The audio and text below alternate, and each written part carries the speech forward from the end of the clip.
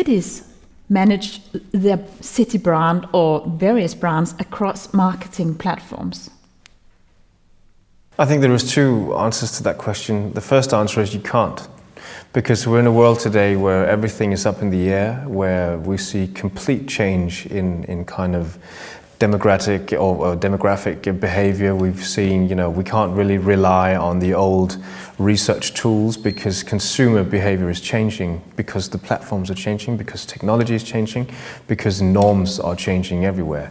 So that's kind of the first point. But you can of course try to find your spot in that picture.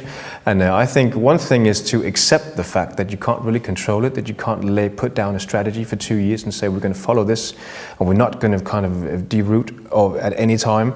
Today, I think we find a lot of inspiration in kind of short strategies, agile behavior, agile project management in terms of being able to catch what's actually in the time, not being naive and not just throwing everything up in the air, but actually having a reflective way to go about what's going on. So, seizing the moment, being agile, catching opportunities. Can you come up with some examples of that? Sure. For a city like Copenhagen, sometimes something drops. A Lonely Planet announces that Copenhagen is the most gay-friendly city in the world. We weren't told beforehand, it was just announced through the press. And being able to catch one of those and use that in a creative or funny way, or go to that community and tell that story in a different way, or celebrate it with the community, is important to catch these things that happen along the way.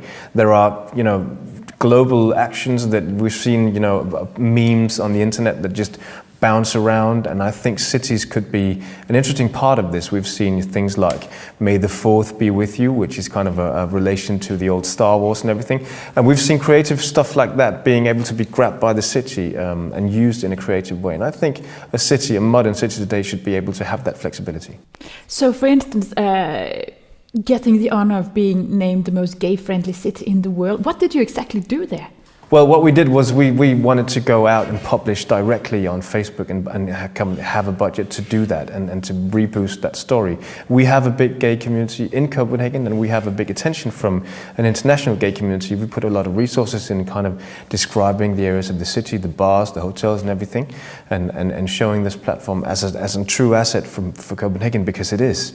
And reaching out to that community and retelling that story is important. And that's one thing. Instead of just accepting that this thing came in and then moving along because it wasn't part of your strategy, we actually tried to use it.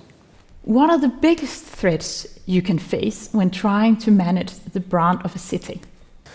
We've seen in the past year some interesting examples of kind of a city's brand being taken hostage in something that maybe wasn't even related to the city directly, or the city's general brand.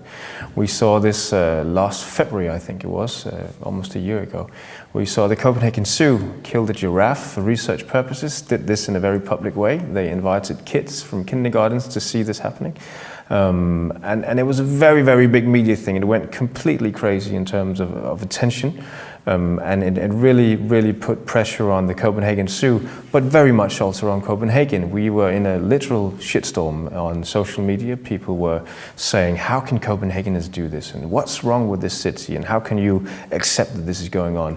But it really had nothing to do with the city. This was a research purpose. It was explained in a very, very professional way by the zoo, and they handled the case directly. So I think it's very important for a city to be able to ask back or to answer back when you are taken into positions that aren't really the city's purpose. But of course, a city should behave well. It should do well for the people living there, and a city won't ever be better than the people living there. So I think that's maybe the biggest kind of threat, is to what's that balance? How much do you invest in the people? How much do you want them to be a part of it, and find that place in between?